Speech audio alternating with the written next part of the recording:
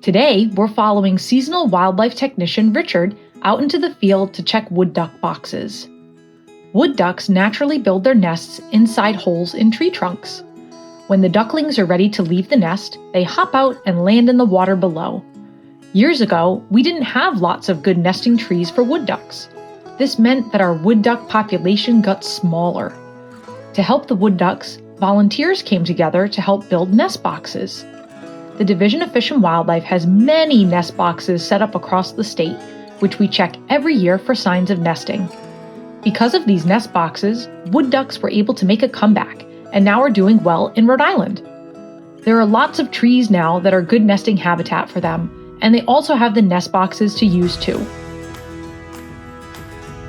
Let's follow Richard in his kayak and learn how to check a wood duck box.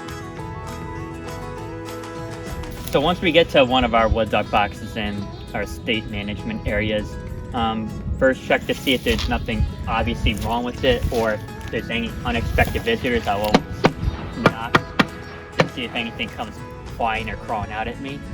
If there's nothing, as this one seems to be fine for right now, each box will have a door either on the left or right side of the box. You can tell by the top, and also have a nail either on the side or on the front, indicating that's where to pull out.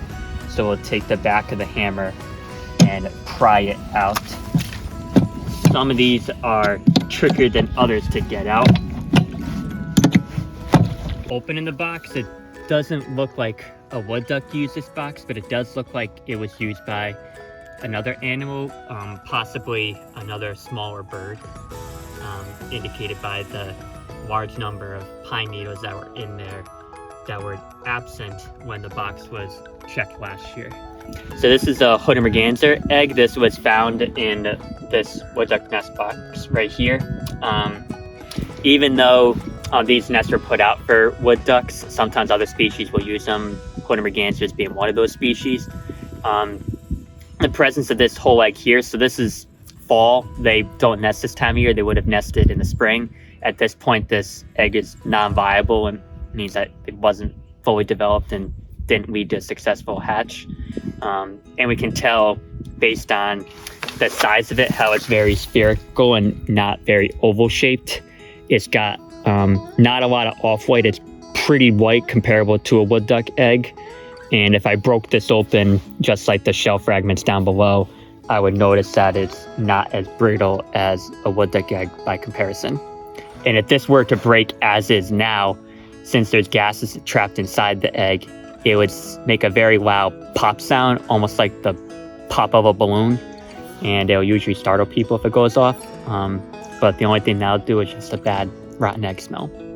So once the box is cleared out and we check what it was used by and how successful it was, we'll put new shavings in now for the upcoming nesting season in March, April, for the next spring. So hopefully it can be utilized and be successful again.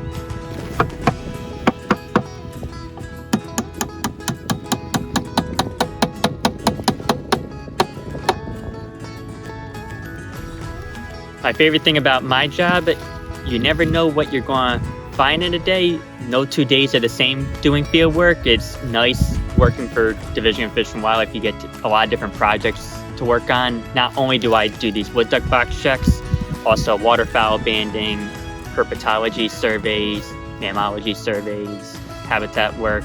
It's nice to be able to get a lot of different experiences in. And since no 2 days are the same, you never know what to expect.